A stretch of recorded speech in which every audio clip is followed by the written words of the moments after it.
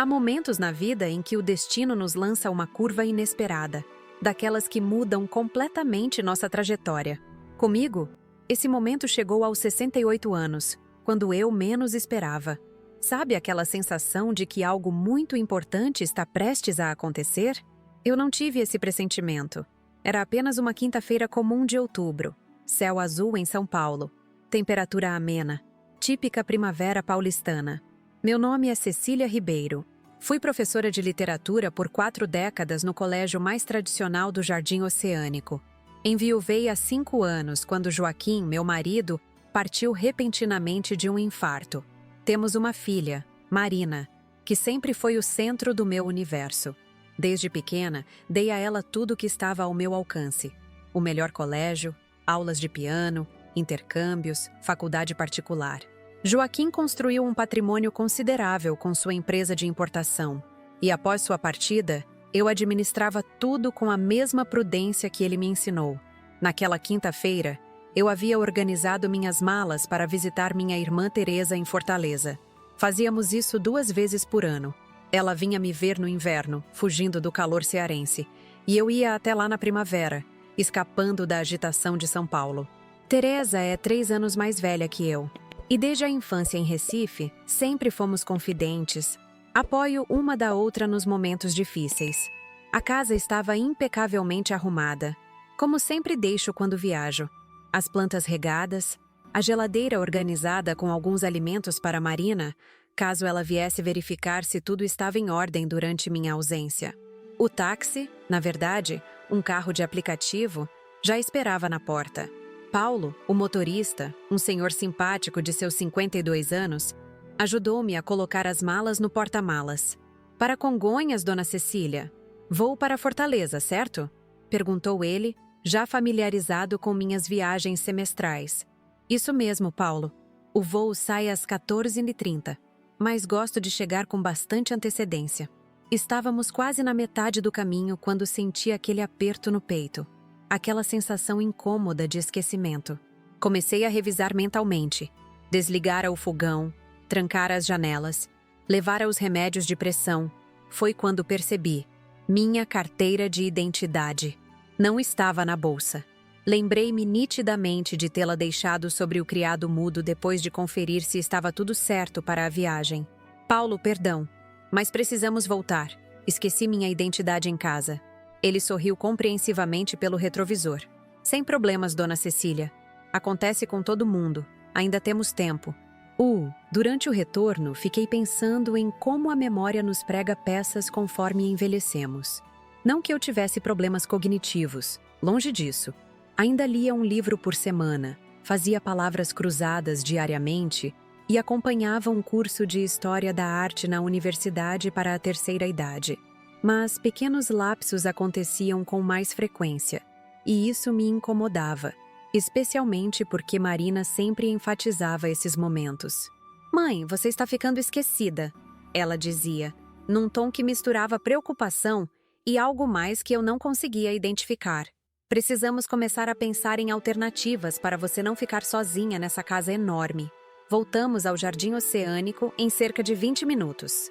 Pedi a Paulo que aguardasse, dizendo que seria rápida. A casa estava silenciosa como a deixei.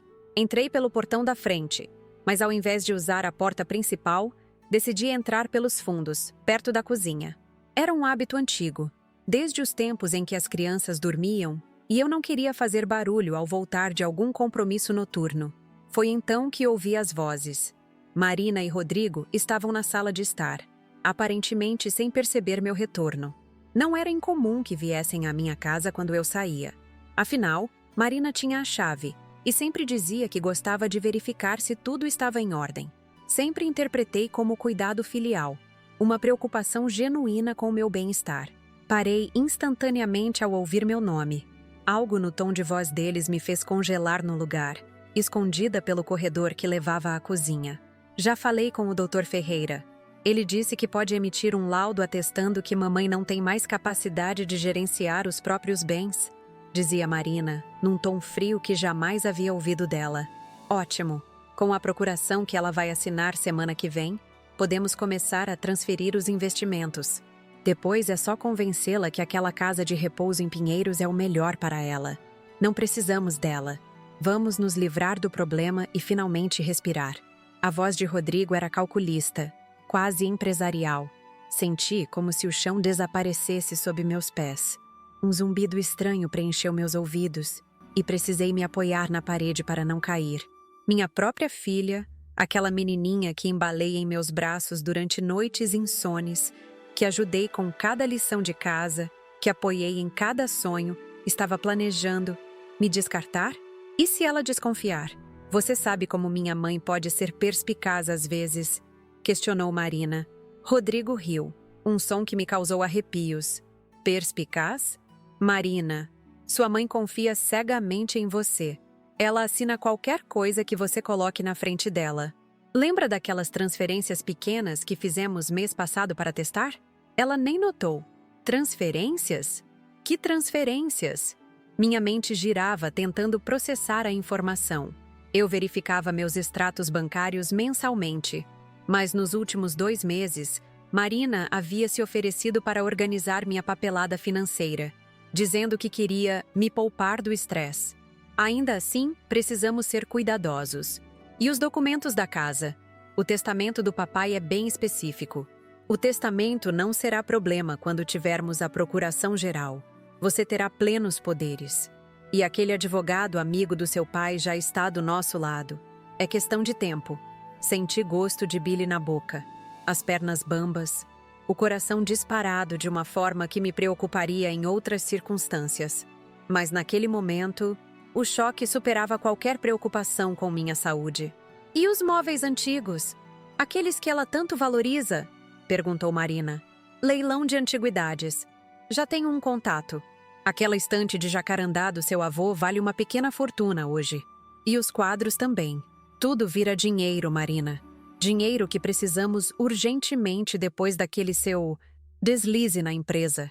Deslize? Que deslize? O que minha filha havia feito? As perguntas se acumulavam, mas eu não podia ficar ali para descobrir. Ouvi passos se aproximando da cozinha.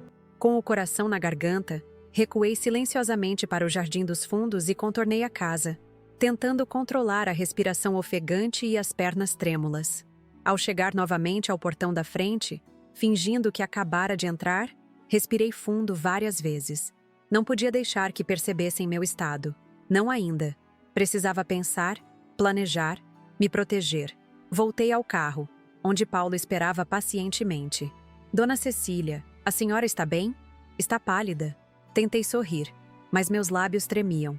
Não vou mais viajar hoje, Paulo. Mudei de ideia. Aconteceu alguma coisa? Posso ajudar? Só me leve de volta para casa, por favor. Ou melhor, não. Pode me deixar no shopping Jardim Oceânico? Preciso comprar algumas coisas. Não podia voltar para casa agora. Não conseguiria encarar Marina e Rodrigo sem revelar o que havia descoberto. O shopping seria um lugar neutro onde poderia sentar, tomar um café e organizar meus pensamentos caóticos. Paulo me olhou preocupado, mas assentiu. Durante o trajeto, flashbacks de momentos com Marina inundaram minha mente. O nascimento dela, seu primeiro dia de aula, a formatura, seu casamento com Rodrigo.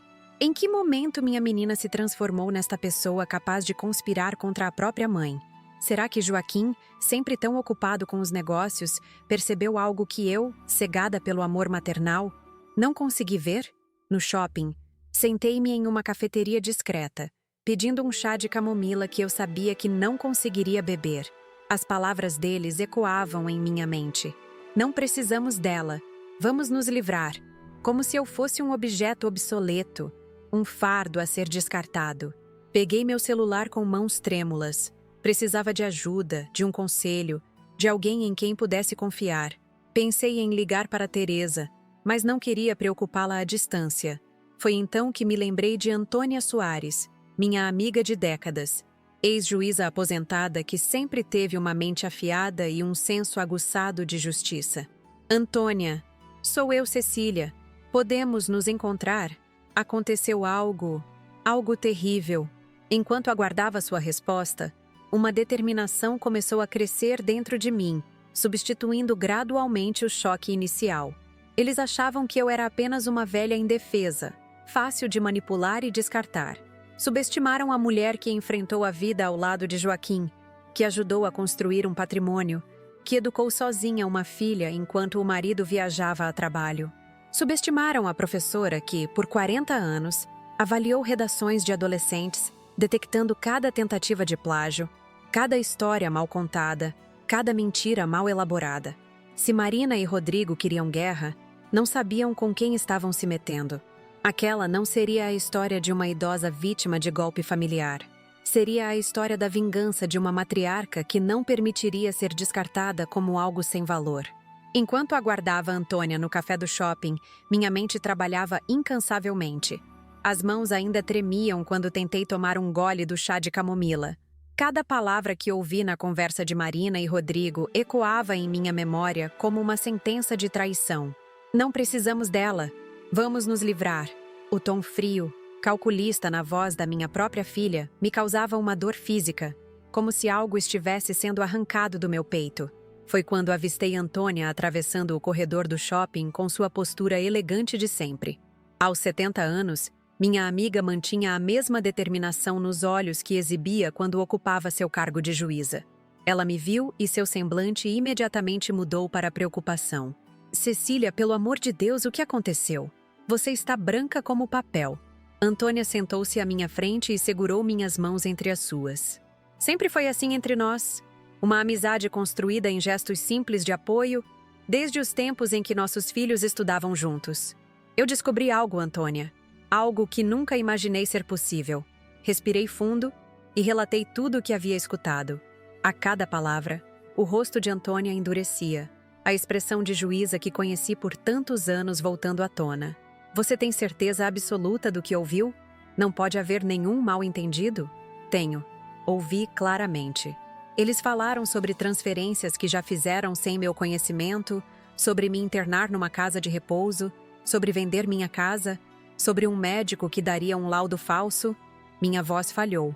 Antônia apertou minhas mãos com mais força. Cecília, preste atenção. Isso que você está me contando é gravíssimo.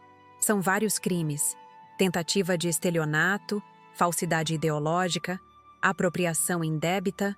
Precisamos agir com inteligência. Devo confrontá-los? Chamar a polícia? Antônia balançou a cabeça negativamente. Ainda não. Se você confrontá-los agora, sem provas concretas, eles vão negar tudo. Vão dizer que você entendeu mal, que está confusa, e isso pode até servir de pretexto para acelerarem os planos deles. E quanto à polícia, sem evidências, será sua palavra contra a deles. Senti um calafrio. A ideia de que minha própria filha pudesse usar minha idade contra mim, alegar que eu estava confusa ou senil, era aterrorizante. Então o que faço? Finjo que não sei de nada? Por enquanto, sim. Precisamos coletar provas, entender a extensão do que eles já fizeram e proteger seu patrimônio antes de qualquer confronto. Antônia pegou seu celular e fez uma ligação rápida. Emanuel? Sou eu, Antônia Soares. Preciso de você para um caso urgente. Sim, hoje mesmo, se possível. Doutor. Emanuel Santos era um dos advogados mais respeitados de São Paulo, especializado em direitos dos idosos. Antônia explicou que ele nos encontraria em seu escritório em 1 hora. Não posso voltar para casa agora, confessei. Não sei se conseguiria olhar para Marina sem... Você vai para minha casa hoje, decidiu Antônia. Ligamos para Marina. Dizemos que você decidiu passar a noite comigo antes da viagem, que sairemos cedo para o aeroporto amanhã. Isso nos dará tempo. No táxi a caminho do escritório de Dr. Emanuel, fiquei em silêncio, observando a cidade pela janela. São Paulo sempre me pareceu um lugar de possibilidades infinitas. Foi aqui que construí minha carreira, que criei minha família, que vivi os melhores anos com Joaquim. Agora, a mesma cidade parecia fria, hostil, cheia de sombras e segredos. O escritório de Emanuel ficava num prédio elegante na Avenida Paulista. Sua secretária nos conduziu imediatamente à sala dele. Os privilégios de ter uma ex-juíza como amiga. Emanuel era um homem de meia idade, com cabelos grisalhos nas têmporas e olhos perspicazes por trás dos óculos de armação fina. Dona Cecília, sinto muito pelo que está passando. disse ele após ouvir meu relato. Infelizmente, casos como o seu são mais comuns do que se imagina. O abuso patrimonial contra idosos, especialmente quando perpetrado por familiares, é uma das formas mais cruéis de violência, justamente porque explora laços de confiança e afeto. Suas palavras me atingiram como um soco. Violência. Era isso que estava acontecendo comigo? Eu, vítima de violência praticada pela minha própria filha? Quais são nossas opções? Perguntou Antônia, sempre prática. Primeiro, precisamos verificar o que já foi feito. Dona Cecília, a senhora me autoriza a fazer um levantamento completo de suas contas bancárias, investimentos e propriedades? Assenti, ainda atordoada. Segundo, vamos implementar medidas de proteção imediatas. Mudança de senhas, bloqueio preventivo de transferências acima de determinado valor, notificação ao banco sobre possíveis tentativas de fraude. E quanto às provas? Perguntei. Como provar o que ouvi? Emanuel se recostou na cadeira, pensativo. A palavra da senhora contra a deles não seria suficiente num tribunal. Mas existem maneiras de documentar comportamentos e intenções. Gravações em ambientes privados onde a senhora seja uma das interlocutoras são legalmente admissíveis em certos contextos. Você está sugerindo que eu grave minha própria filha? Perguntei, sentindo um nó na garganta. Estou sugerindo que a senhora se proteja, respondeu ele com firmeza. O que eles estão planejando é criminoso e pode destruir não apenas seu patrimônio, mas sua dignidade e autonomia.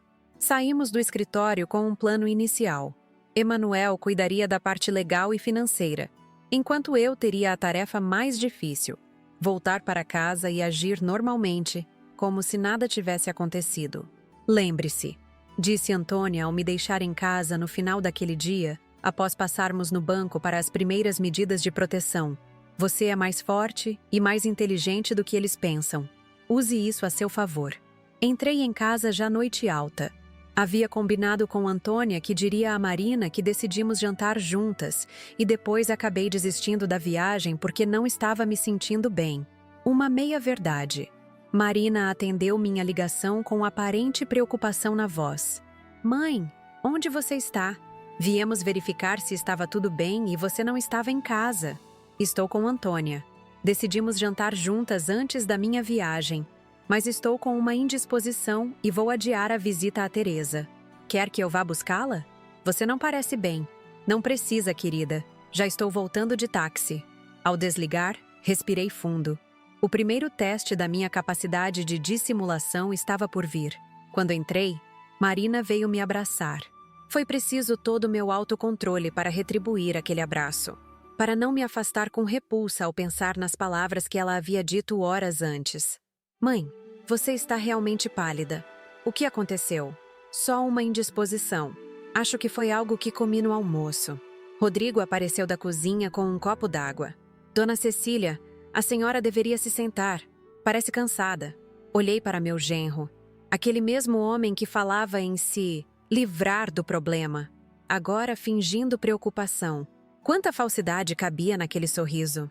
Obrigada, Rodrigo. Só preciso descansar um pouco. Quer que eu fique aqui esta noite? Ofereceu Marina. Posso dormir no quarto de hóspedes. Não precisa, filha. Amanhã estarei melhor. Tem certeza? Não é bom a senhora ficar sozinha quando não está se sentindo bem. Imagina se passa mal durante a noite? Ali estava. A preocupação excessiva que agora eu reconhecia como o primeiro passo da estratégia deles. Fazer-me sentir incapaz, dependente, vulnerável. Tenho certeza. Vocês têm as crianças para cuidar. Estou bem, só preciso dormir. Relutantes, ou fingindo relutância, eles finalmente foram embora. Assim que a porta se fechou, desabei no sofá, exausta emocional e fisicamente. As lágrimas, contidas durante todo o dia, finalmente vieram. Chorei pela traição, pela dor, pela perda da imagem que tinha da minha filha. Chorei pelo futuro que agora parecia incerto, pela segurança que achei que tinha e que se revelou ilusória. Chorei até não haver mais lágrimas, até sentir uma estranha calma me invadindo. Quando me levantei, algo havia mudado dentro de mim. A dor ainda estava lá, profunda e pulsante, mas ao lado dela crescia uma determinação que não sentia há anos. Se eles queriam guerra, teriam guerra, mas seria no meu território, com minhas regras. Naquela noite, não consegui dormir. Fiquei relembrando cada detalhe do plano que havíamos traçado com Emanuel. Na manhã seguinte, ele enviaria um assistente discreto para instalar pequenos dispositivos de gravação em pontos estratégicos da casa. Nada muito sofisticado, apenas o suficiente para capturar conversas na sala de estar e na cozinha, onde normalmente conversávamos. Também teríamos que verificar meus extratos bancários dos últimos meses, procurando por transferências não autorizadas. Marina tinha acesso às minhas senhas. Eu mesma havia dado a ela, confiando que era apenas para emergências, como ela dizia. Ao amanhecer, levantei-me determinada. O primeiro passo era verificar meu computador pessoal, onde guardava cópias digitalizadas de documentos importantes. Para minha surpresa, percebi que alguém havia acessado recentemente. A organização das pastas estava diferente. Pequenos detalhes que só uma professora meticulosa como eu notaria. Às 9 horas, recebi uma mensagem de Emanuel. Seu assistente, que se apresentaria como técnico de internet, chegaria às 10 horas. Eu deveria agir normalmente. Pontualmente, a campainha tocou. Um rapaz jovem com o uniforme de uma conhecida empresa de telecomunicações sorriu educadamente. Bom dia, senhora. Sou da assistência técnica. Recebemos um chamado sobre problemas na conexão. Ah, sim. Entre, por favor. Enquanto ele trabalhava, discretamente instalando os dispositivos disfarçados de adaptadores de tomada ou pequenos objetos decorativos, eu observava pela janela, temendo que Marina aparecesse de surpresa como costumava fazer. Pronto, senhora, disse ele após quase 1 hora. Está tudo funcionando perfeitamente agora. Entregou-me um pequeno controle remoto disfarçado de chaveiro. Este é o dispositivo de controle. O botão superior ativa todas as gravações simultaneamente. O botão inferior desativa. As gravações são armazenadas aqui. Mostrou um pequeno pendrive que parecia um adorno comum. E também transmitidas para um servidor seguro. Assim que ele saiu, recebi uma ligação de Emanuel. Dona Cecília, fizemos um levantamento preliminar das suas contas. Nos últimos 2 meses, houve 3 transferências não autorizadas, totalizando R$ 15.000, para uma conta em nome de Rodrigo Mendes. Senti um aperto no peito. Já estava acontecendo. Não era apenas um plano. Eles já estavam roubando de mim. Como isso é possível? Eu verifico meus extratos regularmente. A senhora verificou nos últimos 2 meses? Pensei um pouco. Na verdade, não. Marina se ofereceu para organizar minha papelada financeira. Disse que era muita preocupação para mim. Exatamente. Eles provavelmente interceptaram os extratos físicos que chegam pelo correio e, se a senhora verifica online, podem ter alterado suas senhas de acesso. O que fazemos agora? Já solicitamos o bloqueio dessas transferências como fraudulentas. O banco está investigando, mas precisamos de mais provas para um caso sólido contra eles. Ao desligar, senti uma mistura de raiva e determinação crescendo dentro de mim. Aquela tarde, decidi dar o primeiro passo no meu plano de contra-ataque. Liguei para Marina. Filha, estou pensando em organizar meus documentos. Você poderia me ajudar no fim de semana? Claro, mãe. Que tipo de documentos? Testamento, escrituras, investimentos? Sabe, ando pensando no futuro, em deixar tudo organizado para vocês. Houve um breve silêncio na linha, quase imperceptível para quem não estivesse procurando por ele. Que ótimo, mãe. Fico feliz que esteja pensando nisso. É muito importante mesmo. Posso levar o Rodrigo? Ele entende bastante dessas questões financeiras. Claro, será muito útil. Ao desligar, apertei o botão do pequeno controle remoto. As gravações haviam começado. A armadilha estava sendo preparada. Nos dias que se seguiram, agi como a mãe ingênua e confiante que eles acreditavam que eu era. Deixava documentos importantes, casualmente visíveis sobre a mesa. Fazia comentários sobre como a casa era grande demais para mim sozinha. Mencionava que talvez fosse hora de simplificar minha vida. A cada isca lançada, Marina e Rodrigo mordiam ansiosamente. Em uma dessas conversas, ativei o gravador do celular que Emanuel havia me ensinado a usar. Mãe, você já pensou em vender essa casa? É tão grande. Dá tanto trabalho para manter. Às vezes penso nisso, sim, mas tenho tantas memórias aqui. Entendo, mas memórias você leva no coração. Imagina viver num lugar menor, mais moderno, sem escadas, sem jardim para se preocupar. Você tem razão. E o que faríamos com o dinheiro da venda? Marina trocou um olhar rápido com Rodrigo. Bem, poderíamos investir, garantir que você tenha conforto para o resto da vida. Você poderia cuidar disso para mim? Sabe como não entendo dessas coisas financeiras? O sorriso de Marina se alargou. Claro, mamãe. Pode deixar tudo comigo. Naquela noite, revisei as gravações com Antônia em sua casa. Ouvir minha filha planejando como usaria o dinheiro da venda da minha casa, dinheiro que nunca seria usado para meu bem-estar, quebrava meu coração repetidamente. Estamos progredindo, disse Antônia, mas ainda precisamos de algo mais concreto, uma confissão explícita, idealmente. Uma semana após a descoberta inicial, Marina apareceu com os documentos que tanto temia. Uma procuração ampla, dando a ela plenos poderes para administrar todos os meus bens. É só uma precaução, mãe. Caso aconteça algo com você, eu poderia resolver tudo sem burocracias. Olhei para aquele documento que selaria meu destino se eu o assinasse. Com o coração pesado, mas a mente clara, decidi dar o próximo passo. Parece muito abrangente, filha. Preciso pensar um pouco. Vi uma sombra de irritação passar pelo rosto dela, rapidamente disfarçada. Claro, mãe. Sem pressa. Pense com calma. Quando ela saiu, liguei imediatamente para Emanuel. Eles trouxeram a procuração, exatamente como previmos. Ótimo. Agora precisamos do grande momento, a confissão que não deixará dúvidas sobre as intenções deles. O plano era arriscado, mas necessário.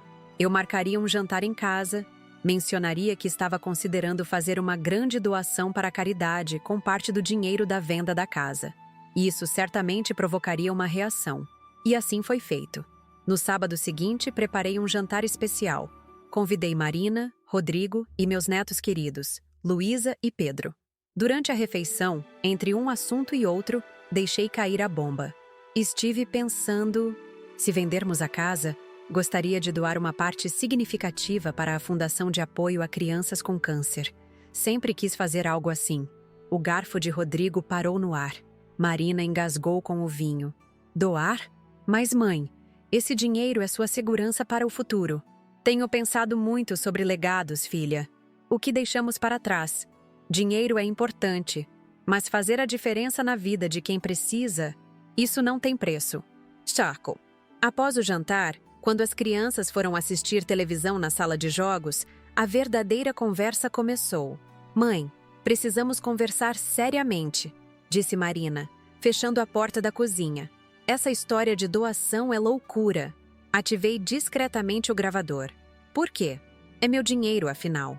Porque você vai precisar dele. Para seu cuidado. Para sua velhice. Vocês não cuidariam de mim? Não é isso que filhos fazem? Rodrigo interveio, a voz tensa. Dona Cecília, a questão não é essa. Claro que cuidaríamos da senhora. Mas, sejamos práticos. Cuidados médicos são caros. Uma boa casa de repouso custa uma fortuna. Casa de repouso? Mas eu não quero ir para uma casa de repouso. Agora não, claro, disse Marina rapidamente. Mas no futuro, quem sabe? É bom estar preparada financeiramente. Entendo. Então, vocês acham que não devo assinar aquela procuração que me trouxeram? Já que não confiam no meu julgamento financeiro? Vi o pânico nos olhos deles. Estavam perdendo o controle da situação. Não é isso, Marina tentou corrigir. A procuração é justamente para proteger seus interesses, para que possamos ajudá-la a tomar as melhores decisões. Como decidir não doar meu próprio dinheiro? Exatamente, exclamou Rodrigo, caindo na armadilha. Decisões impulsivas como essa podem comprometer todo o seu futuro. Com a procuração, poderíamos evitar esse tipo de erro. A palavra erro pairou no ar da cozinha como uma confissão. Olhei para minha filha e meu genro. Seus rostos tensos, preocupados não comigo, mas com a possibilidade de perderem acesso ao dinheiro que tanto cobiçavam. Senti uma mistura de tristeza e satisfação. Tristeza pela confirmação final da traição. Satisfação por estar gradualmente recuperando o controle da situação. Entendo, disse suavemente, mantendo a expressão neutra. Vocês só estão pensando no meu bem. Vi o alívio imediato em seus olhares. Eles realmente acreditavam que eu havia aceitado a explicação. Exatamente, mãe. Marina se apressou em concordar. Sempre pensamos no seu bem-estar. Vou pensar com carinho na procuração, então. Talvez tenha sido precipitada quanto à doação. Rodrigo sorriu. Aquele sorriso que antes eu achava gentil e agora via como calculista. A senhora sempre foi generosa, dona Cecília. É uma qualidade admirável. Só precisamos equilibrar essa generosidade com responsabilidade financeira. Naquela noite, depois que eles foram embora, transferi as gravações para o pendrive especial e o coloquei no estojo de óculos que levaria comigo na manhã seguinte para o encontro com Emanuel e Antônia. Antes de dormir, revi mentalmente o progresso que havíamos feito. Tínhamos evidências das transferências não autorizadas, gravações de conversas incriminadoras, e agora a confissão velada de que a procuração seria usada para controlar minhas decisões financeiras contra minha vontade. No dia seguinte, domingo, acordei cedo. O outono paulistano mostrava seu esplendor através da janela. Folhas douradas dançando ao vento, céu de um azul quase doloroso de tão perfeito. Era irônico que, em meio a tanta turbulência emocional, a natureza oferecesse um espetáculo tão sereno. Encontrei Antônia e Emanuel no Café Recanto, um pequeno estabelecimento familiar longe dos olhos curiosos de conhecidos. O doutor Emanuel ouviu atentamente as novas gravações, fazendo anotações ocasionais. Estamos construindo um caso sólido, ele afirmou, olhando para mim por cima dos óculos. Mas precisamos de mais. Mais? Perguntei. O que temos não é suficiente? Em termos estritamente legais, ainda estamos no campo das intenções, explicou pacientemente. Temos evidência de transferências não autorizadas, o que já constitui crime. Mas se quisermos construir um caso realmente sólido contra as intenções maiores deles, a internação involuntária, a venda da casa, precisamos de confissões mais explícitas. Antônia, sempre direta, interveio. O que você sugere, Emanuel? Cecília não pode continuar neste jogo de gato e rato indefinidamente. A tensão emocional é imensa. Sugiro uma armadilha final, disse ele, inclinando-se sobre a mesa. Algo que os faça revelar o plano completo, de forma inequívoca. Foi assim que nasceu a próxima fase do nosso plano. Eu marcaria uma consulta com um advogado. Não Emanuel, mas um colega dele que eles não conheciam. E casualmente mencionaria isso para Marina. Diria que estava considerando atualizar meu testamento, possivelmente incluindo algumas instituições de caridade como beneficiárias. Isso certamente provocaria uma reação mais contundente. Tenha muito cuidado, Cecília, advertiu Antônia, segurando minha mão sobre a mesa.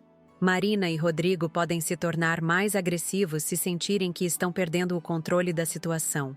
Sei me cuidar, respondi com mais confiança do que realmente sentia.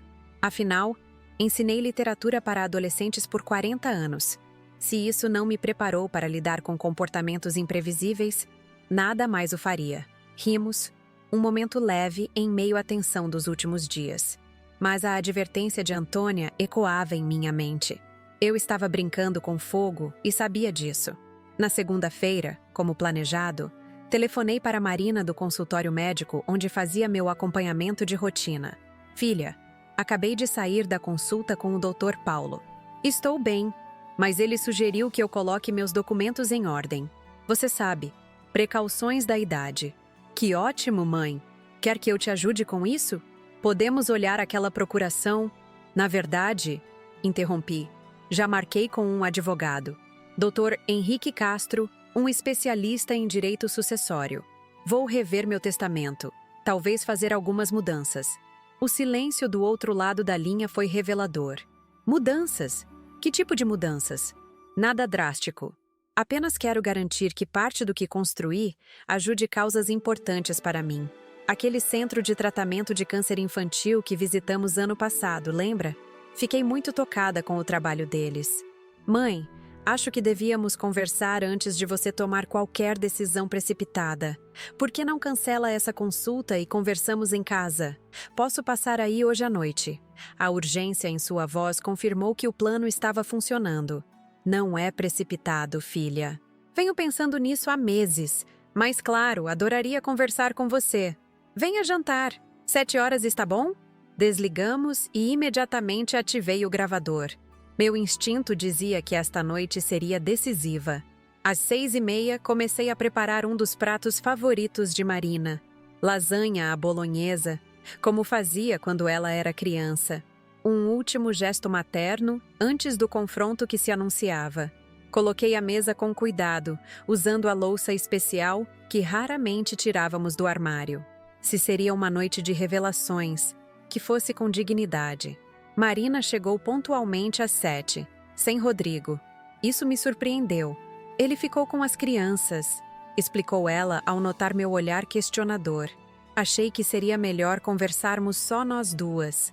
Durante o jantar, falamos sobre amenidades. O trabalho dela, as crianças, o tempo que mudava. Era quase possível acreditar que éramos apenas mãe e filha desfrutando de uma refeição juntas, como tantas vezes no passado. Quase. Após a sobremesa, pudim de leite, outro favorito dela. Marina finalmente abordou o assunto que a trouxera ali. Mãe, sobre essa história do advogado e do testamento? Sim, eu realmente acho que você deveria reconsiderar. Não é uma boa ideia doar partes significativas do seu patrimônio. Você trabalhou a vida toda por isso. E justamente por ter trabalhado tanto, tenho o direito de decidir o destino do meu dinheiro, não? Marina suspirou, claramente tentando controlar a frustração. Claro que tem, mas precisa pensar no futuro, nas suas necessidades. E nas suas também, imagino. Foi como se tivesse jogado um balde de água fria nela. Marina me encarou, surpresa com minha franqueza. Como assim? Marina, vamos ser honestas. Você e Rodrigo têm interesse direto no meu patrimônio. É natural, você é minha filha, mas a urgência com que vocês tentam controlar minhas decisões financeiras me faz questionar os verdadeiros motivos. Um rubor subiu pelo pescoço dela, colorindo suas bochechas. Por um momento, pensei que ela negaria, que inventaria alguma desculpa, mas então algo mudou em seu olhar. Você não entende, mãe. Não é tão simples. Então me explique, estou ouvindo. Marina levantou-se caminhando nervosamente pela sala de jantar. Seu comportamento me lembrou de quando era adolescente e precisava confessar alguma travessura. Estamos com problemas financeiros. Sérios. Que tipo de problemas? Rodrigo perdeu muito dinheiro em investimentos ruins. Estamos afundados em dívidas. O banco ameaça tomar nossa casa. Mantive a expressão neutra, embora por dentro sentisse uma pontada de compaixão. Minha filha estava em apuros. Isso era real. Mas isso justificava o que estavam planejando fazer comigo? Por que não me pediu ajuda diretamente? Ela riu. Um som amargo que não combinava com a menina doce que eu criei. Pedir? Você acha que seria tão fácil? Mãe, perdemos R$500 mil em apostas ruins. Pode nos ajudar? Apostas? Repeti, sentindo o estômago afundar. Achei que fossem investimentos. Marina desviou o olhar, e naquele momento vi a verdade completa. Não eram apenas investimentos mal-sucedidos. Era vício em jogo, provavelmente de Rodrigo. O mesmo problema que arruinara meu próprio pai décadas atrás. Rodrigo tem problemas com jogo. Começou com pequenas apostas online, depois escalou.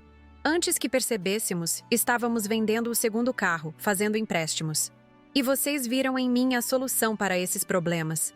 Não era uma pergunta, mas ela respondeu mesmo assim. Vimos em você uma saída, sim. Esta casa vale uma fortuna, mãe. Vendida, daria para limpar nosso nome, recomeçar, garantir o futuro das crianças. E quanto ao meu futuro, onde eu moraria? Tínhamos um plano, um apartamento pequeno para você, confortável, mais fácil de administrar. E se no futuro precisasse de cuidados mais intensivos, uma boa casa de repouso. Casa de repouso, repeti lentamente. Contra minha vontade, presumo. Marina teve a decência de parecer embaraçada. Não seria contra sua vontade. Eventualmente você entenderia que era o melhor. Como vocês me fariam entender? Com a ajuda daquele médico que daria um laudo atestando minha incapacidade? O choque no rosto dela foi genuíno. Seus olhos se arregalaram e ela recuou um passo. Como você... como eu sei? Ouvi, Marina. Ouvi você e Rodrigo conversando naquele dia em que voltei para buscar minha identidade. A cor abandonou completamente o rosto dela. Marina cambaleou, apoiando-se na mesa para não cair. Você... ouviu? Cada palavra. Não precisamos dela. Vamos nos livrar. Foi isso que ouvi meu genro dizer sobre mim. Sobre a mãe da esposa dele. Sobre a avó dos filhos dele. Marina afundou na cadeira, parecendo subitamente muito pequena e vulnerável. Mãe, eu posso explicar? Explicar o que, exatamente? Como planejavam me manipular? Como já estavam desviando dinheiro das minhas contas? 15 mil reais, Marina. É esse o valor da sua integridade? Como você sabe das transferências? Ela perguntou em um fio de voz. Sei de tudo. As transferências, o plano da procuração, a ideia de me internar numa casa de repouso, a venda planejada da casa e dos móveis. Sei até que Rodrigo já contatou um leiloeiro para avaliar a estante de jacarandá do seu avô. Lágrimas começaram a escorrer pelo rosto dela. Mas não senti compaixão naquele momento. A raiva, contida por semanas, finalmente encontrava sua voz. Vocês não estavam apenas tentando resolver problemas financeiros, Marina. Estavam dispostos a destruir minha vida, minha autonomia, minha dignidade, tudo pelo dinheiro. Não era só pelo dinheiro. Ela protestou fracamente. As crianças precisam de estabilidade, de um lar seguro. E isso justifica tratar sua própria mãe como um obstáculo a ser removido? Como um objeto a ser manipulado e descartado? Nunca quisemos te machucar, mas machucariam, inevitavelmente. Porque quando você trata alguém como menos que humano, como alguém sem direito à voz ou escolha, você a machuca da pior forma possível. Ficamos em silêncio por longos momentos. O tic-tac do relógio de parede, herança do meu pai, era o único som na sala. Finalmente, Marina falou, a voz embargada. O que você vai fazer? Olhei para minha filha, a menina que embalei em meus braços, que ensinei a ler, que vi crescer e se tornar mulher. Agora uma estranha à minha frente, alguém capaz de traição calculada. Isso depende de você agora, respondi. Tenho provas suficientes para um processo criminal contra você e Rodrigo. Transferências fraudulentas, tentativa de estelionato, planos de internação involuntária. A lista é longa. O horror em seus olhos era palpável. Você não faria isso. Somos família. Família? Repeti, sentindo o peso da palavra. Família não conspira para se livrar dos membros inconvenientes. Família não rouba. Família não engana. Por favor, ela implorou, o rosto lavado em lágrimas. As crianças... Elas não podem perder os pais assim. Aquilo me atingiu em cheio.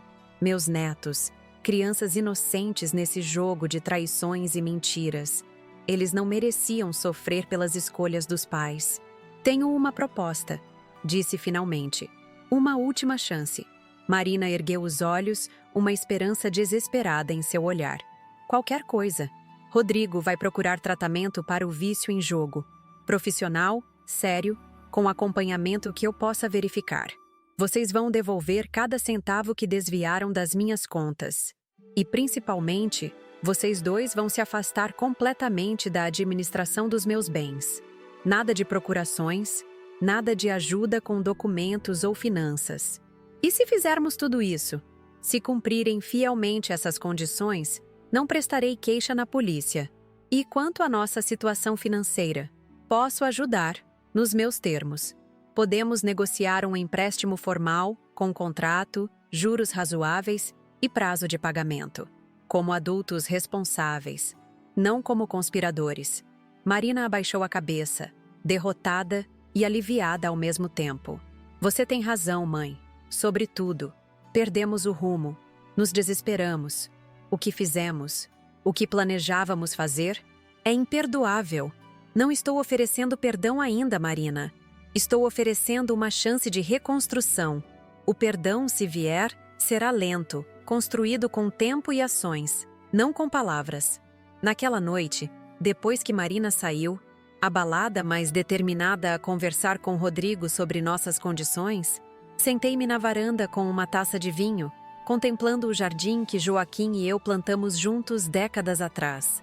As rosas que ele adorava estavam florescendo, resilientes mesmo com o outono avançando. Como aquelas rosas, eu também havia provado minha resiliência. Não era apenas uma idosa vulnerável como eles presumiram. Era uma mulher que enfrentara desafios ao longo de toda a vida e sobrevivera. Uma professora que ensinara gerações. Uma esposa que administrara um lar. Uma mãe que criara uma filha. E agora, uma guerreira que lutava por seu direito de existir nos próprios termos. No dia seguinte, encontrei-me novamente com Antônia e Emanuel para relatar os acontecimentos da noite anterior. Levei as gravações, é claro. Você conseguiu uma confissão completa, constatou Emanuel, impressionado. E sua proposta foi inteligente. Oferece uma saída para eles enquanto garante sua segurança. Acha que eles vão cumprir? Perguntei. Pelo que ouvi nas gravações, sua filha parece genuinamente arrependida e assustada com as consequências legais. Isso é um forte incentivo. Mas não podemos baixar a guarda completamente. O que sugere? Manteremos as medidas de proteção financeira. Seu dinheiro está seguro agora, com os novos protocolos que implementamos. E sugiro documentarmos formalmente seu acordo com eles, como garantia adicional. Antônia, que estivera silenciosa, finalmente falou. Cecília, você está bem? Realmente bem? Isso tudo tem sido um trauma imenso. A pergunta me pegou desprevenida. Estava tão focada na resolução prática da situação que mal parara para processar o impacto emocional. Estou lidando com a situação, respondi honestamente. A dor da traição não desapareceu. Acho que nunca desaparecerá completamente. Mas há também uma estranha sensação de libertação, de força redescoberta. Como assim? Perguntou Emanuel curioso. Por anos, especialmente depois que Joaquim faleceu, comecei inconscientemente a me ver através dos olhos de Marina, como alguém frágil, dependente, precisando de supervisão constante. Aceitei o papel de velhinha que me foi atribuído. Mas agora você redescobriu sua força, completou Antônia, com um sorriso compreensivo. Exatamente. Talvez este tenha sido o presente inesperado dessa situação terrível. Me lembrar de quem realmente sou. Nas semanas que se seguiram à confrontação com Marina, vivi em um estranho limbo emocional.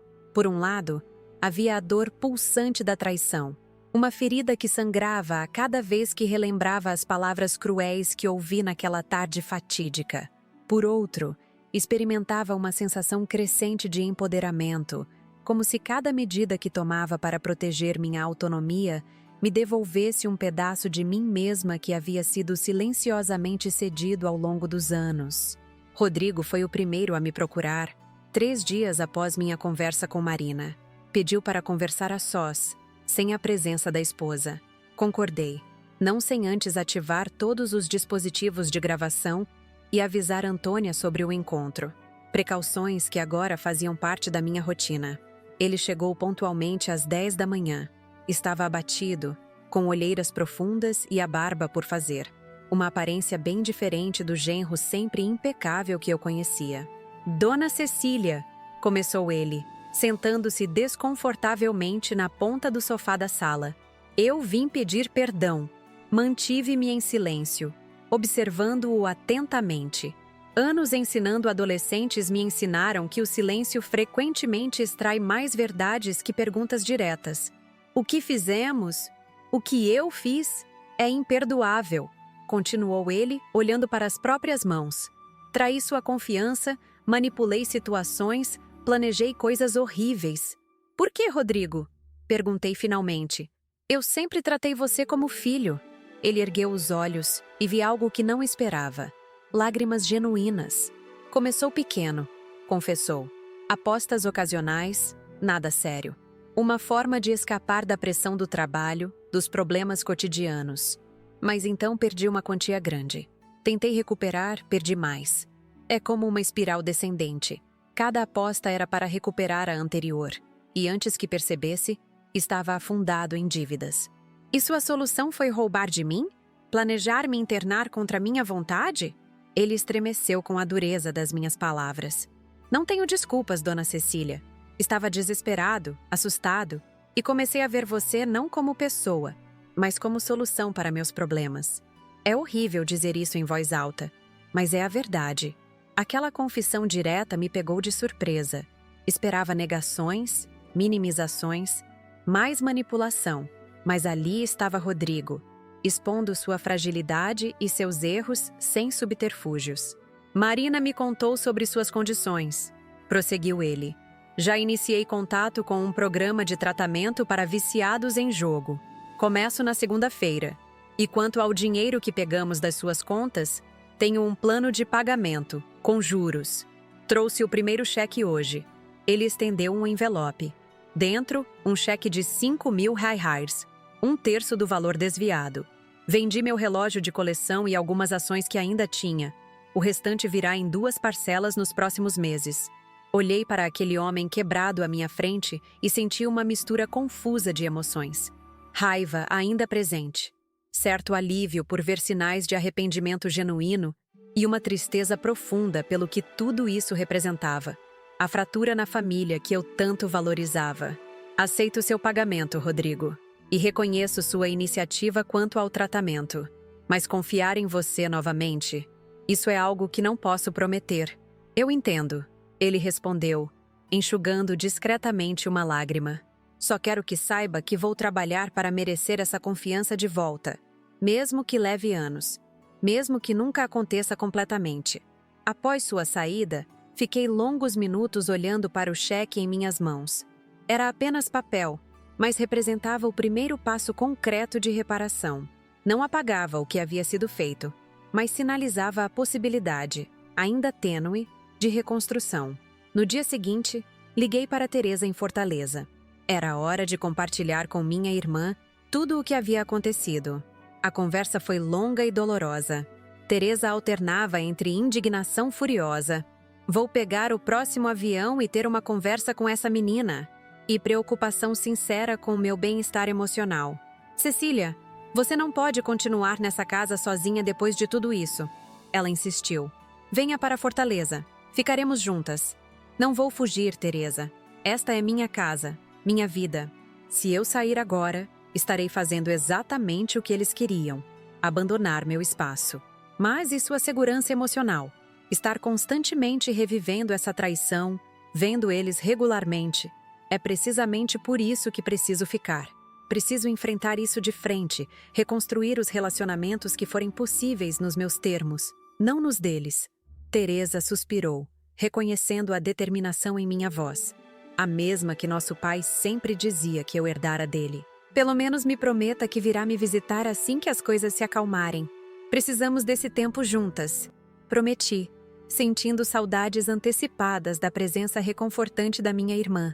Teresa sempre foi meu porto seguro, desde a infância compartilhada em Recife até agora, na terceira idade, separadas geograficamente mas conectadas por laços indissolúveis. Uma semana após o início do tratamento de Rodrigo, Marina pediu para trazer as crianças para me visitar. Havia sido clara com ela. Nosso relacionamento precisava ser reconstruído lentamente, com limites claros, mas não puniria meus netos pelo que os pais haviam feito. Quando a campainha tocou naquele domingo ensolarado, meu coração acelerou. Havia saudades misturadas com apreensão. Como deveria me comportar? Que versão da história as crianças conheciam? Luísa, de 12 anos, foi a primeira a entrar, com aquela timidez nova da pré-adolescência. Pedro, 9 anos, veio logo atrás, ainda exuberante em seu carinho. "Vovó!" exclamou ele, abraçando-me com força. "Você sumiu! Faz um tempão que não vamos na sua casa." "Eu sei, meu amor." A vovó estava resolvendo algumas coisas importantes. Marina entrou por último, carregando uma cesta de frutas e um buquê de margaridas, minhas flores favoritas. Nossos olhares se cruzaram brevemente, e vi nela uma mistura de vergonha e esperança cautelosa. A tarde transcorreu num ritmo quase normal. As crianças contaram sobre a escola, seus amigos, seus projetos. Pedro me mostrou orgulhosamente um desenho que fizera da nossa família, todos de mãos dadas, incluindo eu. Aquela representação inocente do que deveríamos ser me trouxe lágrimas aos olhos. Quando as crianças foram ao jardim brincar com os peixes do pequeno lago que Joaquim havia construído, Marina finalmente abordou o elefante na sala. Mãe, como você está? De verdade? Considerei a pergunta com seriedade. Não queria mais fingir, nem para protegê-la, nem para manter aparências. Estou me reconstruindo, Marina. Dia após dia. Algumas manhãs acordo e por um segundo esqueço tudo o que aconteceu. Então lembro. E a dor volta. Outras manhãs, acordo já ciente da nova realidade e encontro força para seguir adiante. Ela assentiu, os olhos baixos. E quanto a nós? A possibilidade de perdão? Olhei para minha filha, a criança que gerei, a mulher que se tornou, a estranha que me traiu, a filha que tentava encontrar seu caminho de volta. Perdão não é um evento, Marina. É um processo. Estamos no início dele. Rodrigo está realmente empenhado no tratamento. Ela comentou após um momento de silêncio.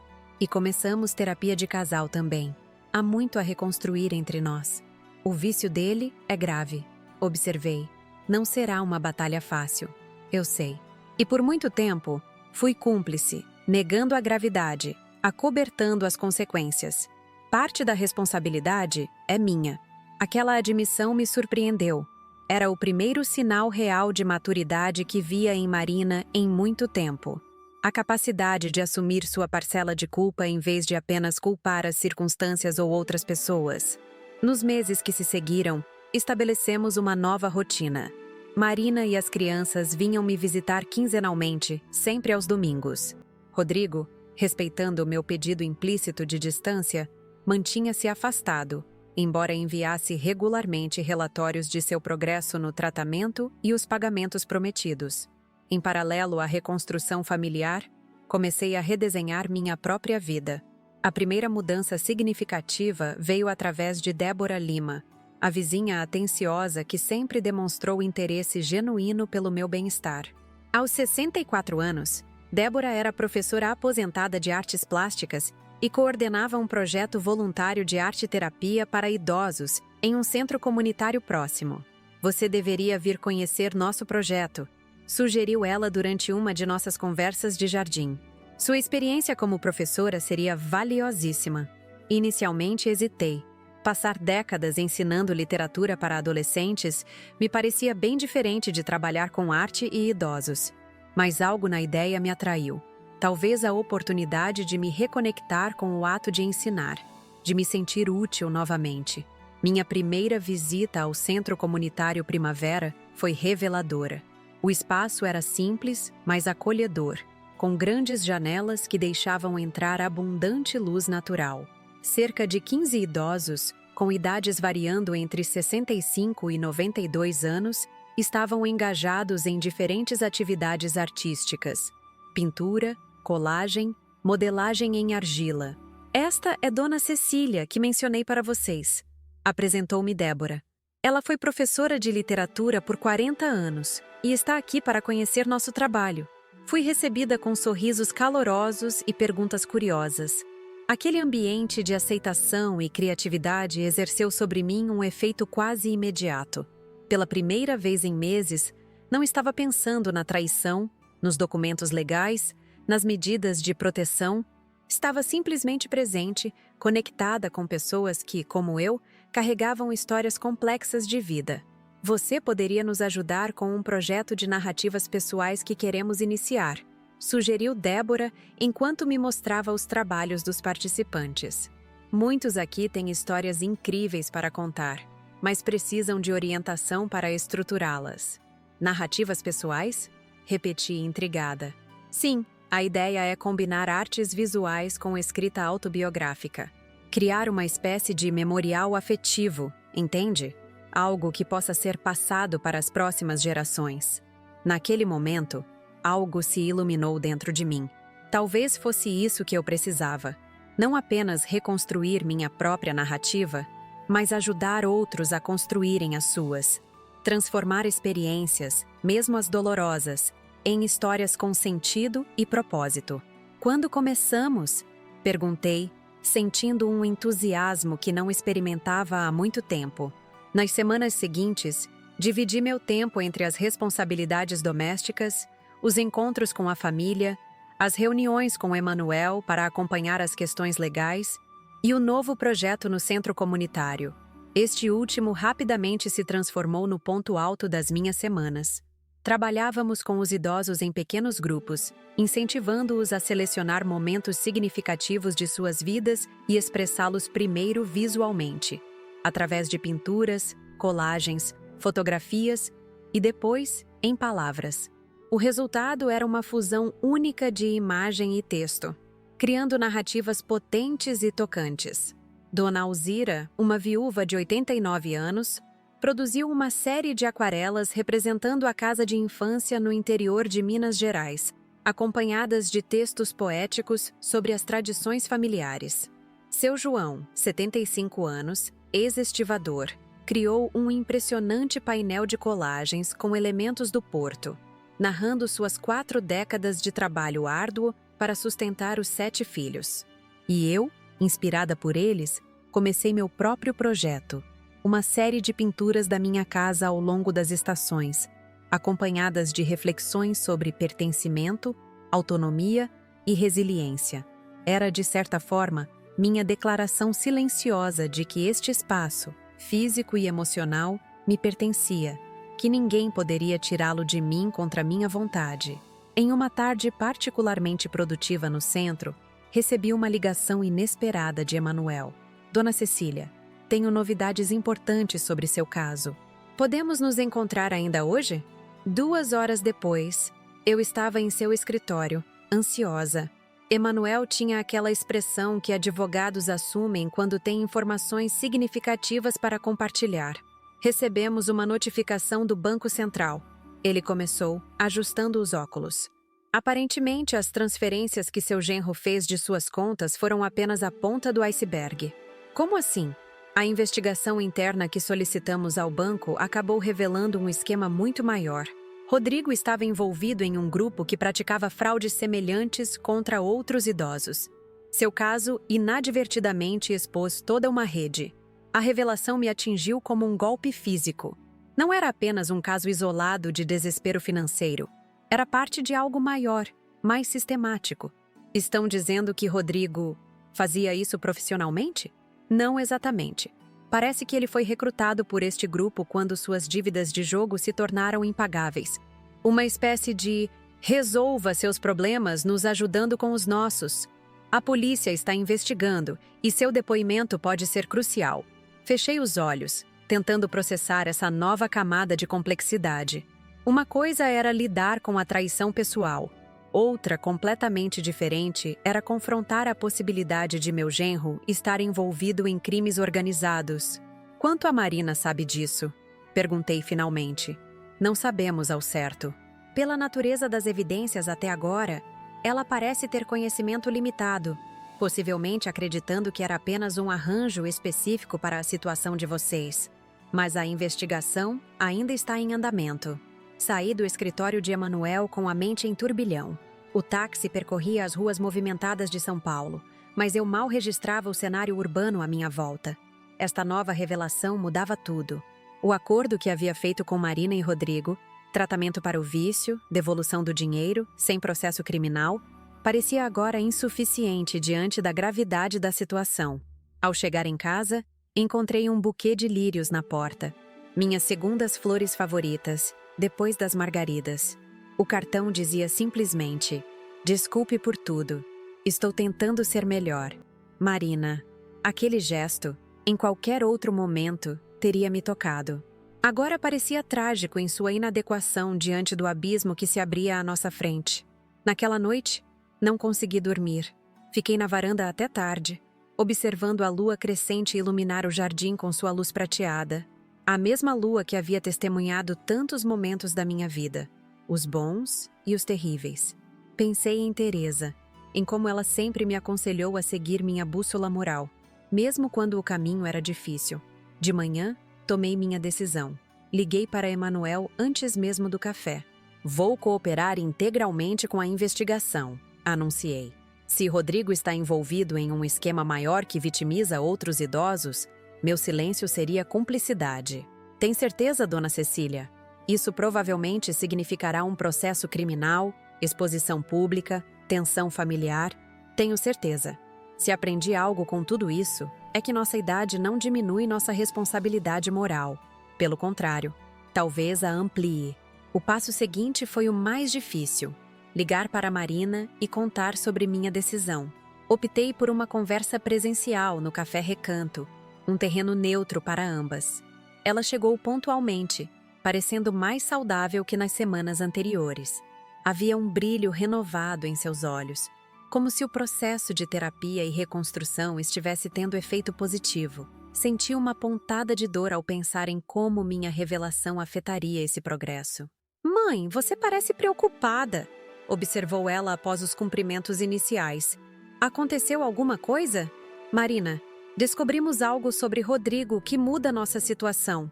Contei-lhe, com o máximo de gentileza possível, sobre a investigação, o esquema maior, minha decisão de cooperar plenamente com as autoridades. Esperava negação, raiva, talvez acusações de traição. Em vez disso, vi seu rosto empalidecer gradualmente, lágrimas silenciosas formando-se em seus olhos. "Eu suspeitava", confessou ela finalmente, a voz quase inaudível. "Havia telefonemas estranhos, reuniões que ele não explicava, dinheiro aparecendo de fontes que não faziam sentido. Por que não disse nada?" Ela deu de ombros, um gesto que parecia carregar o peso do mundo. No início, estava tão aliviada por ter ajuda com nossas dívidas que não questionei. Depois, quando comecei a desconfiar, já estávamos tão afundados no plano contra você que me senti encurralada. Estendi a mão sobre a mesa segurando a dela. Era o primeiro contato físico espontâneo que iniciava desde a descoberta da traição. "Marina, você ainda tem escolhas. Podemos conversar com Emanuel, determinar seu nível real de envolvimento, buscar a melhor saída possível para você e as crianças. E quanto a Rodrigo?" A pergunta pairou entre nós como uma nuvem carregada. Ele terá que enfrentar as consequências de suas escolhas, como todos nós. Marina olhou para nossas mãos unidas sobre a mesa do café, como se aquele simples contato representasse uma tábua de salvação em meio ao turbilhão que sua vida havia se tornado. Por um momento, vi nela novamente a menina que corria para meus braços quando se machucava no playground, buscando conforto, proteção, soluções. "Eu tenho tanto medo, mãe", confessou ela, "pelas crianças, pelo futuro, por tudo que construímos. O medo é compreensível, mas agora precisamos de coragem e honestidade para enfrentar o que está por vir." Saímos do Café Recanto com um plano. Marina marcaria uma consulta com Emanuel para esclarecer sua situação legal e possíveis caminhos a seguir. Eu a acompanharia como mãe, não como vítima. Enquanto isso, ela teria a difícil tarefa de conversar com Rodrigo sobre a investigação em andamento. Os dias seguintes transcorreram num ritmo febril. A investigação do esquema de fraudes ganhou força rapidamente. Descobrimos que Rodrigo fazia parte de um grupo que se autodenominava Consultores Patrimoniais, um nome elegante para uma operação que visava identificar idosos com patrimônio significativo e manipulá-los para obter controle sobre seus bens. No total, 10 famílias haviam sido afetadas, incluindo a minha. Algumas das vítimas já haviam perdido praticamente tudo: casas vendidas, contas esvaziadas, objetos de valor leiloados. O caso mais grave envolvia uma senhora de 82 anos que havia sido efetivamente internada contra sua vontade em uma casa de repouso de baixa qualidade, enquanto sua ampla residência em Moema foi vendida por valor muito abaixo do mercado. O depoimento que prestei à polícia foi um dos momentos mais difíceis dessa jornada. Durante 4 horas, relatei detalhadamente tudo o que havia descoberto. Entreguei as gravações, os extratos bancários, todos os documentos que Emanuel havia cuidadosamente organizado. Respondi a perguntas dolorosas sobre minha filha, meu genro, a dinâmica familiar que havia permitido que tal situação se desenvolvesse. "A senhora teve muita coragem e perspicácia", comentou a delegada Sônia Ramírez, Uma mulher de meia idade com olhos gentis, mas determinados. Muitas vítimas nessa situação só descobrem quando já perderam tudo. Tive ajuda, respondi, pensando em Antônia, Emanuel, Débora e tantos outros que formaram minha rede de apoio. E tive sorte. Não subestime sua própria força, Dona Cecília. O que a senhora fez não foi apenas se salvar, mas também ajudar a desmantelar uma operação que estava destruindo vidas. Saí da delegacia exausta emocionalmente, mas com uma estranha sensação de paz. A verdade, por mais dolorosa que fosse, estava finalmente vindo à tona. Não havia mais segredos, meias-verdades ou manipulações obscurecendo minha visão. A notícia da operação policial que desmantelou o esquema estourou numa quarta-feira chuvosa. Quadrilha especializada em golpes contra idosos é desarticulada em São Paulo, anunciavam os principais jornais. Embora meu nome não fosse mencionado diretamente nas reportagens iniciais, era apenas questão de tempo até que detalhes mais específicos viessem a público. Marina me ligou em pânico logo cedo. Mãe, a polícia levou Rodrigo. Chegaram em casa antes das 6 da manhã, com mandado de prisão. As crianças viram tudo. Meu coração apertou ao pensar em Luísa e Pedro testemunhando a prisão do pai. Crianças inocentes pagando por erros que não cometeram. Venham para cá, ofereci sem hesitar. Vocês três ficarão comigo enquanto isso se resolve. Tem certeza? Depois de tudo que fizemos? Marina, você é minha filha. Luísa e Pedro são meus netos. Esta casa sempre será o lar de vocês, especialmente nos momentos difíceis. 2 horas depois eles chegaram. As crianças estavam silenciosas, com olhares assustados que partiam meu coração. Luísa, sempre tão falante, mal conseguia me encarar. Pedro agarrava-se à mão da mãe como se temesse que ela também desaparecesse a qualquer momento. Venham, meus queridos, disse abrindo os braços. A vovó está aqui. Pedro correu para meu abraço imediatamente. Luísa hesitou, olhando para a mãe como se pedisse permissão. Vai, filha. Marina incentivou suavemente. Está tudo bem. Aos poucos, a tensão inicial foi se dissipando.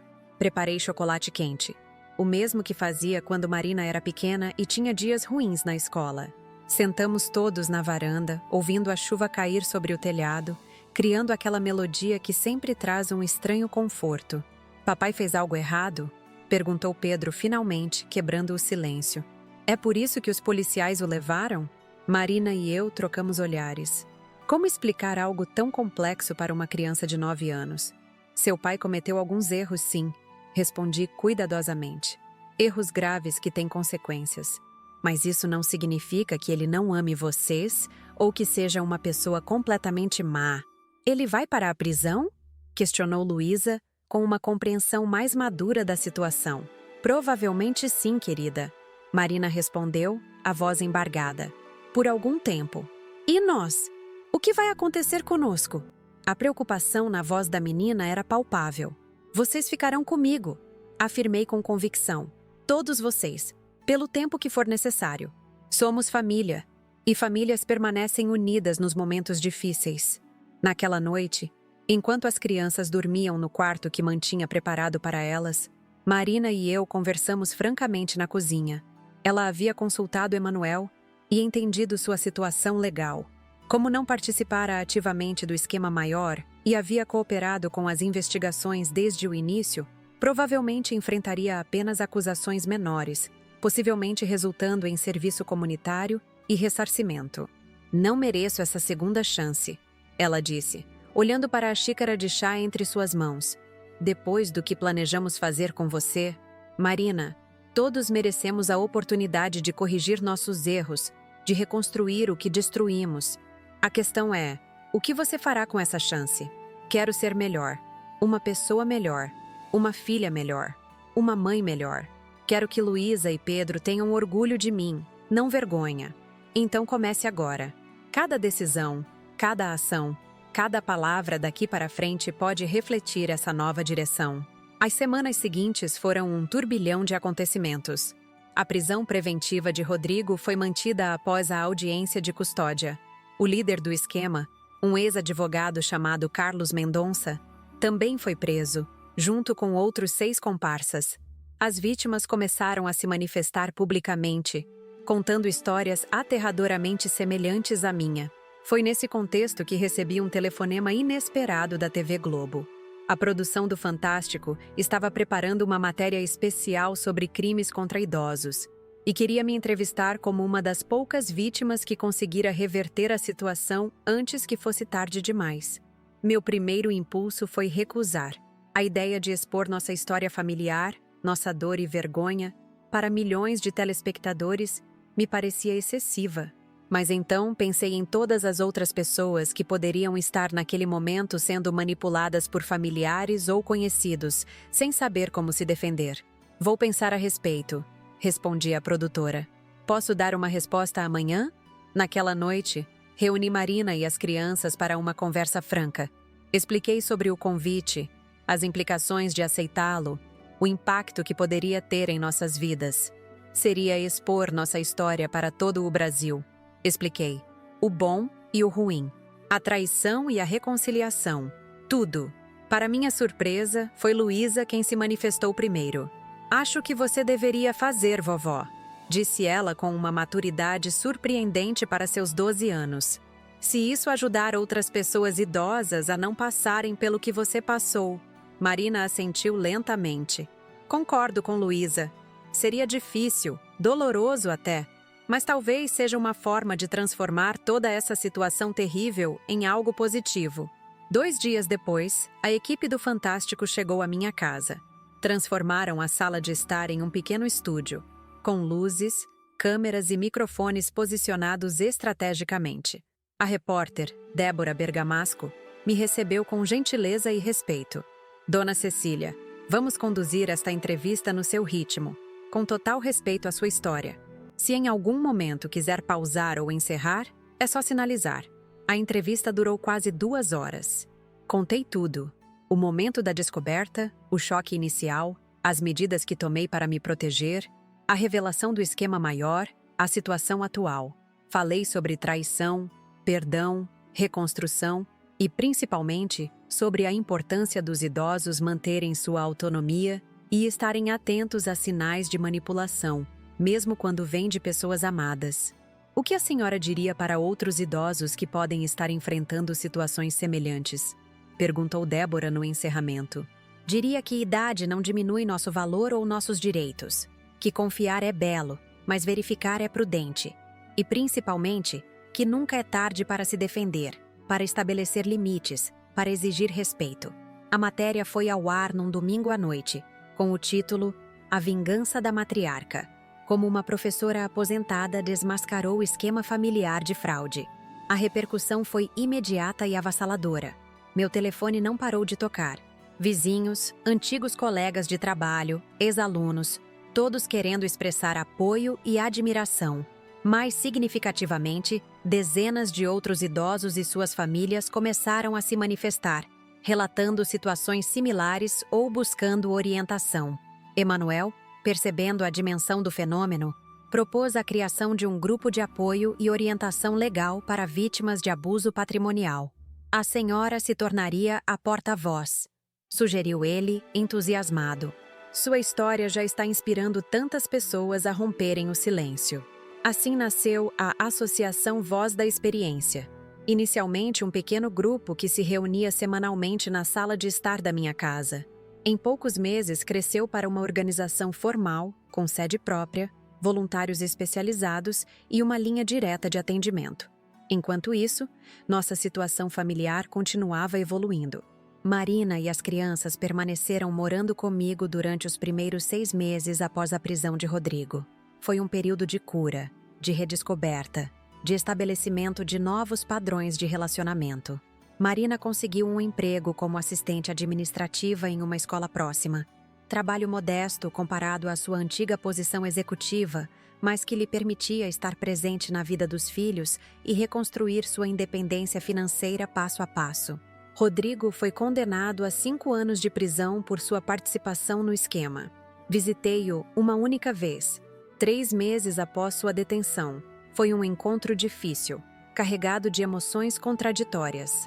Obrigado por vir, ele disse, parecendo genuinamente surpreso com minha presença. Não esperava. Vim por Marina e pelas crianças. Eles ainda se importam com você, apesar de tudo. E a senhora? Consegue me perdoar algum dia? Olhei para aquele homem abatido à minha frente, vestindo o uniforme cinza dos detentos, e senti não ódio ou vingança, mas uma estranha compaixão. Perdão é uma jornada, Rodrigo. Estou caminhando nessa direção, mas ainda tenho um longo percurso pela frente. 1 ano após a descoberta inicial que mudou tudo, celebramos meu aniversário de 69 anos com uma festa simples no jardim. Teresa veio de Fortaleza, trazendo o calor e a alegria que sempre a acompanham. Antônia, Emanuel, Débora e outros amigos que fizeram parte dessa jornada estavam presentes. Marina havia preparado um bolo de chocolate com cobertura de nozes, meu favorito desde sempre. Quando todos cantaram parabéns, olhei ao redor e senti uma profunda gratidão, não pela traição que sofri, nem pelo esquema criminoso que quase me vitimou, mas pela força que descobri em mim mesma, pelos relacionamentos que sobreviveram e se fortaleceram, pelas novas conexões que surgiram. Um brinde, propôs Teresa, erguendo sua taça. A minha irmã Cecília, que nos ensinou que nunca é tarde para lutar pelo que é seu, para se reinventar, para transformar dor em propósito. As taças tilintaram, refletindo a luz dourada do sol poente.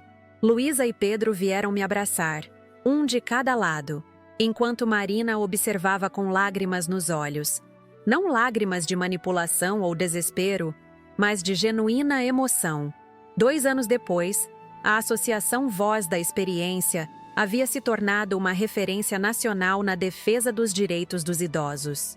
Fui convidada para dar palestras em todo o país, participar de audiências públicas no Congresso Nacional, contribuir para a elaboração de projetos de lei específicos para coibir o abuso patrimonial contra idosos. Marina se tornou uma colaboradora ativa da associação, oferecendo sua perspectiva única como alguém que esteve do outro lado e agora trabalhava para prevenir que outros seguissem o mesmo caminho. Sua coragem em expor publicamente seus erros passados, transformando-os em lições para outros, me enchia de um orgulho que jamais imaginei sentir novamente. Quanto a Rodrigo, cumpriu metade de sua pena e foi liberado para regime semi-aberto. Mantinha contato regular com os filhos, agora adolescentes, e ocasionalmente com Marina, embora o relacionamento conjugal tivesse terminado oficialmente. Seu caminho de redenção seria longo e incerto, mas pelo menos havia começado a percorrê-lo. Em uma tarde tranquila de primavera, sentei-me na varanda com Teresa, que viera passar algumas semanas comigo. Observávamos as rosas florindo no jardim, as mesmas que Joaquim havia plantado décadas atrás, e que continuavam renascendo a cada estação. Quem diria, Cecília, comentou minha irmã, que aos 71 anos você se tornaria uma ativista nacionalmente reconhecida. A vida tem caminhos surpreendentes. Sorri, pensando em como uma simples carteira de identidade esquecida havia alterado completamente o curso da minha existência. Sabe o que mais me impressiona? Respondi. Não é o reconhecimento público, ou mesmo o impacto da associação. É perceber que nunca é tarde para recomeçar, para descobrir novas facetas de si mesma, para encontrar propósito nas circunstâncias mais improváveis. Naquela noite, antes de dormir, peguei o antigo álbum de fotografias da família, aquele que começou com o casamento com Joaquim e acompanhou o crescimento de Marina, a chegada de Rodrigo, o nascimento dos netos. Folheei lentamente, observando como éramos felizes naqueles momentos congelados no tempo, como acreditávamos na permanência daquela felicidade. Agora, com a sabedoria que só as cicatrizes podem trazer, entendo que a vida não é uma linha reta de alegrias ou tristezas, mas um tecido complexo onde ambas se entrelaçam continuamente. A traição que sofri poderia ter me destruído, me transformado em uma mulher amarga e desconfiada. Em vez disso, revelou uma força interior que eu mesma desconhecia. Abriu caminhos para novos propósitos, permitiu conexões mais autênticas. Guardei o álbum e caminhei até a janela, observando a lua cheia iluminar o jardim que ninguém conseguiu tirar de mim. Em algum lugar da cidade, outras idosas olhavam para a mesma lua, talvez inspiradas pela minha história, a defenderem seu direito de existirem em seus próprios termos, donas de suas escolhas, guardiãs de seus espaços. E naquele momento silencioso, compreendi que minha verdadeira vingança não foi expor os culpados ou ver a justiça ser feita. Foi recusar-me a ser vítima. Foi transformar feridas em sabedoria. Foi descobrir que aos 71 anos, eu não era apenas um peso do passado, mas uma força viva direcionada ao futuro. Afinal, como costumava dizer aos meus alunos durante aquelas 4 décadas ensinando literatura, as melhores histórias não são aquelas onde o bem simplesmente triunfa sobre o mal, mas aquelas onde as personagens são transformadas pela jornada, emergindo não apenas vitoriosas, mas profundamente mudadas pela batalha. Esta é minha história. Uma história de traição, sim, mas sobretudo de renascimento. Uma história que começou com uma carteira de identidade esquecida e termina, não com um ponto final, mas com reticências, porque a cada novo dia, continuo escrevendo seus desdobramentos, redescobrindo meu valor, reafirmando meu lugar no mundo. E se há uma lição que gostaria de deixar a quem me ouve agora, é esta. Nunca permita que sua idade determine seu valor. Nunca aceite ser tratado como menos do que é. E lembre-se sempre que, enquanto houver vida, há possibilidade de recomeço, de reinvenção, de criar novos significados mesmo das experiências mais dolorosas. E assim, termina mais um capítulo da minha vida. Um que jamais imaginei viver aos 71 anos. Uma história que começou com um simples documento esquecido e terminou transformando não apenas minha existência, mas a de inúmeras outras pessoas ao redor do Brasil. Quando voltei para buscar minha identidade naquela tarde comum de outubro, não podia imaginar que encontraria muito mais que um documento. Encontraria a verdade dolorosa sobre as intenções de minha própria filha e meu genro. Aquelas palavras cruéis, "Não precisamos dela, vamos nos livrar", abriram uma ferida profunda, mas também acenderam uma chama de determinação que eu não sabia que ainda existia dentro de mim. O que poderia ter sido apenas uma tragédia familiar, mais uma idosa explorada por pessoas em quem confiava, transformou-se em uma jornada de empoderamento. Com a ajuda de minha amiga Antônia, do advogado Emanuel, e de uma rede de apoio que se formou ao meu redor, consegui não apenas me proteger, mas também expor um esquema criminoso que vitimava outros idosos. A traição de Marina e Rodrigo me ensinou que nossa vulnerabilidade não está necessariamente na idade, mas na confiança cega que depositamos em quem amamos. Aprendi que estabelecer limites não é falta de amor, mas um ato de autopreservação necessário em qualquer relacionamento saudável. Quando descobrimos que Rodrigo fazia parte de uma quadrilha especializada em golpes contra idosos, a história ganhou dimensões que ultrapassaram o âmbito familiar.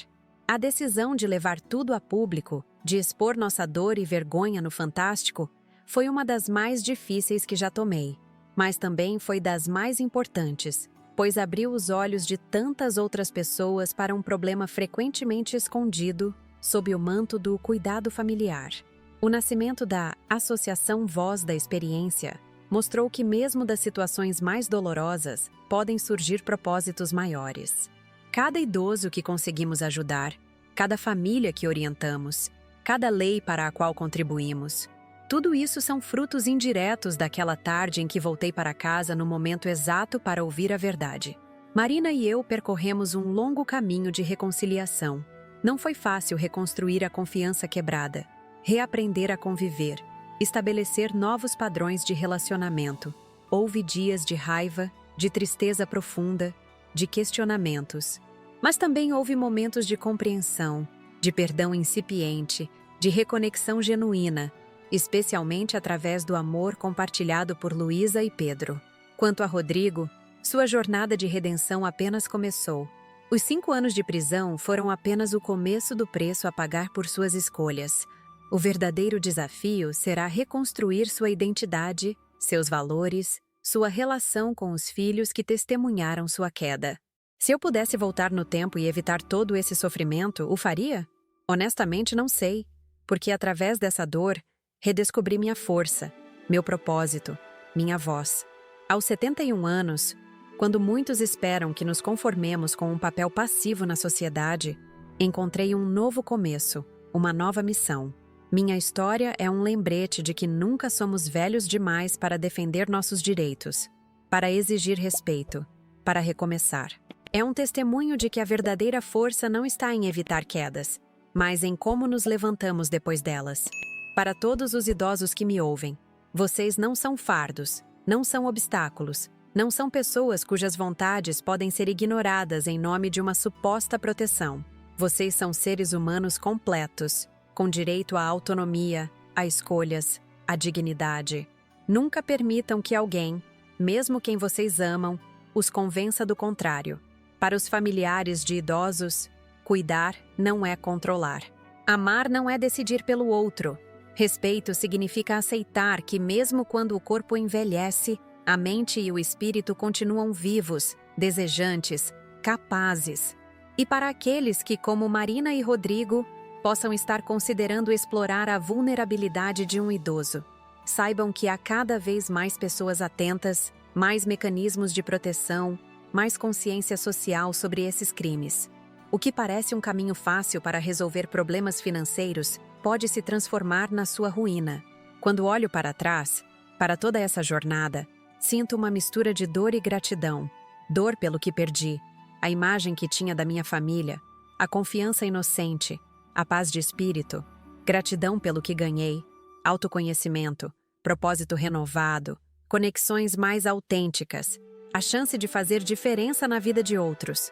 Como sempre digo nas palestras que agora dou pelo país, a terceira idade não é o fim da história, mas um novo capítulo, talvez o mais importante de todos. Se minha história tocou seu coração, se ajudou você a refletir sobre a situação dos idosos em nossa sociedade, ou mesmo em sua própria família, peço que deixe seu comentário abaixo. Compartilhe suas impressões, suas experiências, suas dúvidas. Esse diálogo é fundamental para continuarmos construindo uma sociedade que valoriza a sabedoria e a experiência de seus membros mais velhos. Inscreva-se no canal Vovó Lembrou para conhecer outras histórias como a minha. Relatos reais de superação, resistência e reinvenção na terceira idade. Cada inscrição nos ajuda a alcançar mais pessoas, a amplificar mais vozes que merecem ser ouvidas. Se este vídeo trouxe algum valor para a sua vida, considere também deixar seu like. Esse simples gesto nos ajuda a crescer e a chegar a mais pessoas que podem se beneficiar dessas histórias.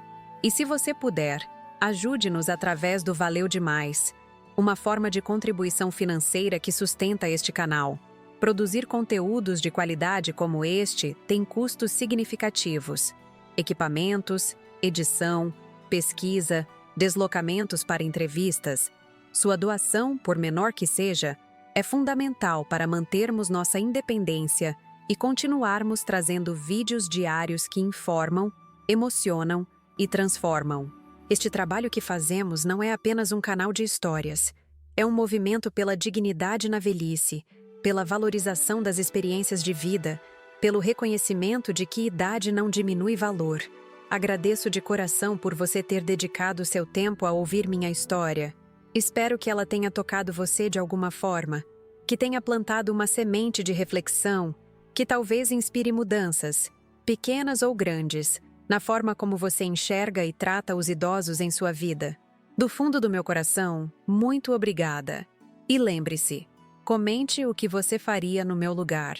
Sua voz é importante para nós. Sua experiência pode iluminar o caminho de outros. E cada interação fortalece esta comunidade que estamos construindo juntos. Até o próximo vídeo, aqui no Vovó Lembrou, onde nossas histórias não acabam com a idade, apenas ganham mais profundidade.